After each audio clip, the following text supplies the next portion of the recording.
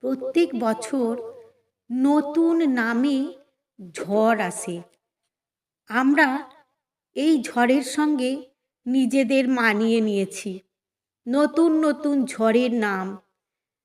এবারে আসছে রেমাল। আমার লেখা কবিতা ঝড় নতুন নামে। কলমে আমি শ্রাবণী। কয়েক বছর আগের কথা, বইয়ের পাতায় ছিল লেখা, আশ্বিন আর বৈশাখী ঝড় নিয়ম মেনে যেত দেখা। এখন কতই নতুন নামে উঠছে তুফান সাগর জলে। ঘূর্ণিঝড় দফায় দফায় দাপিয়ে বেড়ায় নিজের তালে। সকাল থেকে সারাটা দিন নীল আকাশে সূর্য একা। বৈশাখ মাসে বিকালবেলা কালো মেঘে আকাশ ঢাকা। আবহাওয়া দপ্তর বার্তা কিছুই দিত না তো আগে থেকে।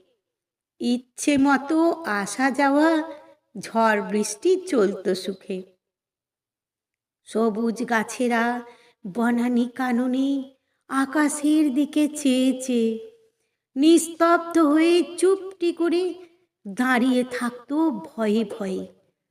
দমকা বাতাসের এক ঝটকায় নিজেকে নিজে সামলে নিয়ে আবার সকলে উঠত হেসে বৃষ্টি ফোঁটার পরশ পেয়ে। আয়লা কিংবা আমফান ঝড় নতুন নতুন নামে আসে। অকাল বর্ষণে বাঁধের ভাঙনে গ্রাম শহর জলে ভাসে। ঝড়ের দাপটে বট অশ্বত্থ উপড়ে ফেলে গোড়া থেকে। ঘরবন্দি মানুষ শুধুই প্রলয় নাচন দেখতে থাকে।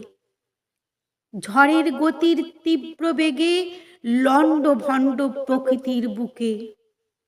প্রাণ বাঁচাতে একই গাছে মানুষের সাথে সাপকে দেখে। উত্তপ্ত এই পৃথিবীর বুকে অকালে ঝড় চক্রপথে। জীবজগতের প্রাণীকুল মানিয়ে নিয়েছে নিজের সাথে।